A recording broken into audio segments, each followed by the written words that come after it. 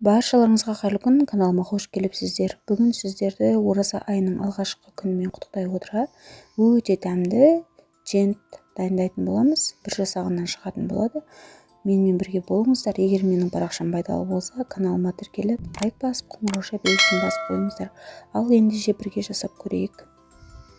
Ең алдымен ыдысымызға 250 грамм талқанымызды саламыз. Үстінен қалауларыңызша қант сала берсеңіздер болады. Мен осылай 3 ас қасық қант салдым. Және біркелкі масса болғанша осылай қасықтың көмегімен араластырып алатын боламыз. Одан соң бөлме температурасындағы сары майды қолданатын боламын. 100 грамм немесе ерітіп қоссаңыздар да болады. Және қойылатылған сүттен, яғни сгущенкадан 3 ас қасық қолданып, біркелкі масса болғанша осылай басында қасықтың көмегімен, одан соң қолдың көмегімен осылай форма келтіріп алатын боламыз. Мінекей осылай бір-біріне жапсатын қоймалжың масса шығатын болады. Осылай кекске арналған формаға барлығын қасықтың көмегімен салып шығатын боламын.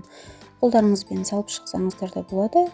Кез келген форманы қолдана бересіздер, немесе қолдың көмегімен қысып жасай беруге де болады. Осылай барлығын салып шыққан соң жарты сағатқа холодильникке немесе морозильникке қойып қойсаңыздар болады. Мен осылай ауызашарға жасап қойып жатырмын. Отбасыма, балаларыма өте қатты ұнайды. Міндетті түрде жасап көріңіздер.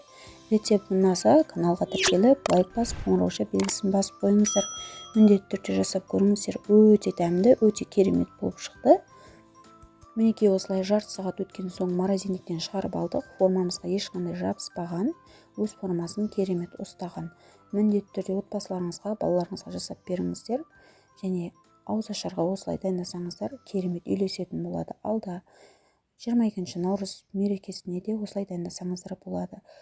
Ораза айында ұстаған оразаларыңыз қабыл болсын, тілеген дұға тілектеріңіз қабыл болсын. Сіздермен болған Талшын. Келесі видеода жүздескенше астарыңыз дәмді болсын.